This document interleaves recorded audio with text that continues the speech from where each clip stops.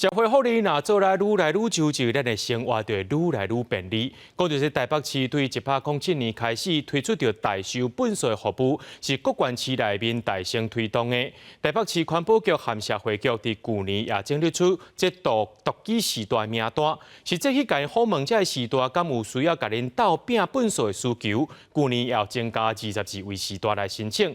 环保局是希望讲，这个时代若真正有需求，会当来申请，减轻因生活负担。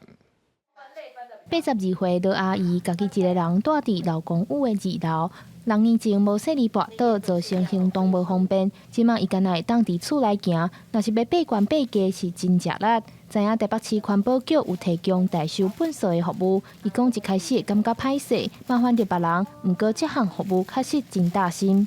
麻烦别人吧。感觉上自己该能做的却不能做，真的也不好意思。因为行动无方便，若是有出外买物件，拢需要麻烦厝边隔壁。讨本税对一般人来讲是真平常、真简单的代志，毋过对行动无方便的独居时代来讲，就是一个负担。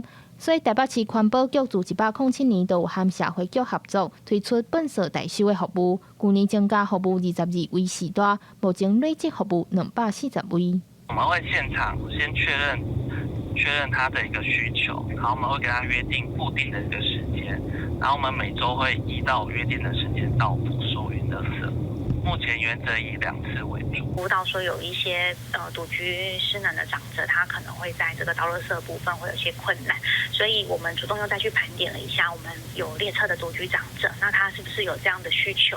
就是请我们各个老人服务中心的社工再去帮我们了解一下。那主动就是提了一些名单，再给环保局这边，请他们再协助评估看看。社会局表示，过去拢是靠社工主动通报。目前台北市独居时代有9796人，占老人人口大约1.71%。伫去年11月，社会局也将可能有需求的独居时代名单整理提供给环保局。环保局表示，一开始时代可能会袂惯势接受别人的服务，不过因正希望有需求的时代拢会使来申请，减轻家己的负担。记者张家佳、谢桂玲台北报道。